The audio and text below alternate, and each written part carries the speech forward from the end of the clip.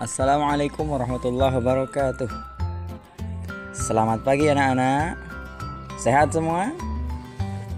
Ya, jumpa lagi dengan Pak Guru ya, untuk kita sama-sama melanjutkan pelajaran kita, yaitu pelajaran Pendidikan Agama Islam atau PAI. Ya. Mari sebelum kita sama-sama memulai belajar, marilah kita sama-sama membaca doa. Ya, kita awali dengan basmalah. Bismillahirrahmanirrahim. Rabbi zidni ilma warzuqni fahma waj'alni minas sholihin. Baiklah anak-anak, untuk kali ini kita akan melanjutkan pelajaran kita, yaitu pelajaran 8 dengan tema Mari Hidup Sederhana dan Ikhlas. Untuk kali ini kita akan mempelajari tema terlebih dahulu, yaitu hidup sederhana. Baiklah anak-anak, pada kali ini Pak Guru mengharapkan anak-anak semua bisa mencapai tujuan pembelajaran, yaitu menerapkan sikap sederhana sebagai cerminan dari iman. Kemudian membiasakan sikap sederhana dalam kehidupan sehari-hari, mendeskripsikan makna sederhana dalam kehidupan sehari-hari, menyimpulkan makna sederhana dalam kehidupan sehari-hari, dan mempraktikkan sikap sederhana dalam kehidupan sehari-hari. Apa itu hidup sederhana? Menurut Al-Quran, hidup sederhana itu adalah di antara berlebihan dan kikir. Berlebihan artinya tidak wajar atau aneh-aneh, sedangkan kikir artinya terlampau hemat atau disebut juga pelit. Dalam menggunakan uang jajan, dianjurkan agar tidak berlebihan dan tidak pula kikir. Hidup sederhana bukan berarti harus miskin atau tidak punya apa-apa. Contoh sederhana misalnya makan bakso, antara makan 2 mangkuk dengan 1/4 mangkuk, maka yang dianggap sederhana dari itu adalah makan bakso 1 mangkuk. Di dalam Al-Quran, surat Al-Furqan ayat 67 mengajarkan atau menerangkan ciri-ciri orang yang hidup sederhana. Ayat tersebut berbunyi, A'udzubillahi minasyaitonirrajim. Bismillahirrahmanirrahim. Walladzina idza anfaqu lam yusrifu wa lam yaqturu wa kana baina dzalika qawama.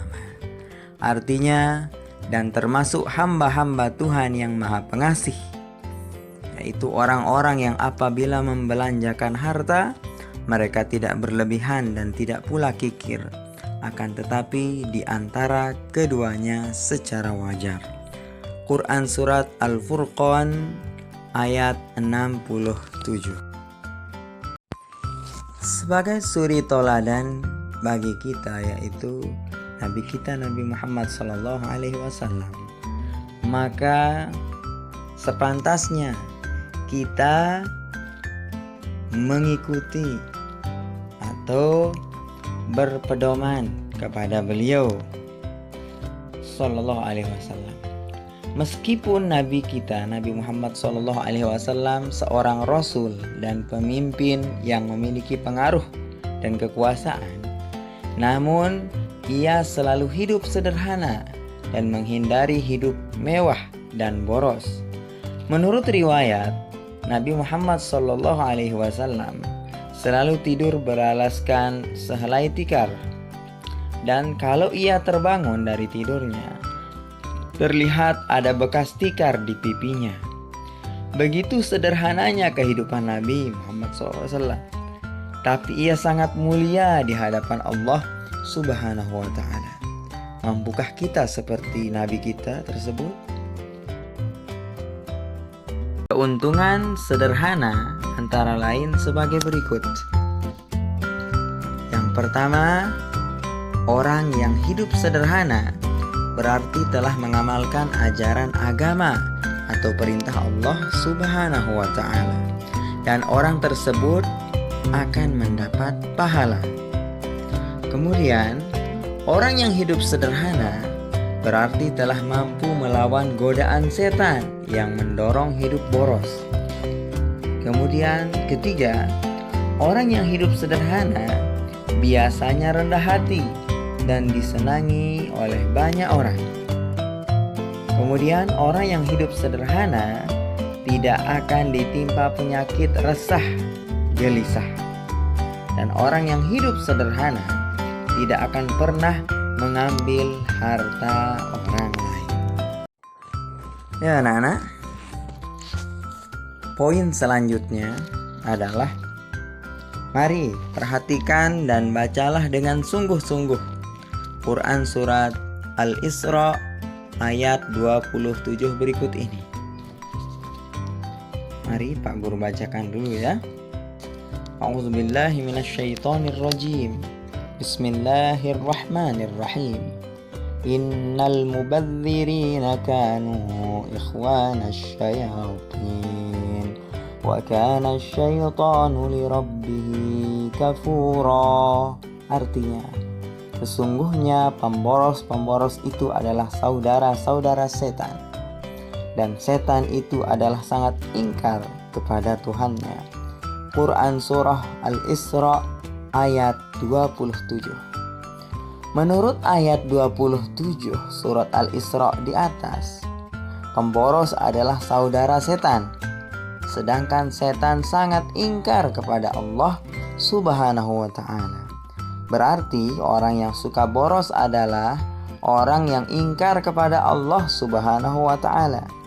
Ingkar artinya tidak menuruti perintah Allah Subhanahu wa ta'ala. Na'udzubillah min dzalik. Baik anak-anak, demikian video sumber belajar untuk kali ini. Selanjutnya silahkan anak-anak kerjakan tugas yang Pak Guru bagikan pada lembar kerja peserta didik. Mari kita akhiri pertemuan kita kali ini dengan sama-sama melafazkan Alhamdulillah. Alhamdulillahi Rabbil Alamin. Wassalamualaikum warahmatullahi wabarakatuh.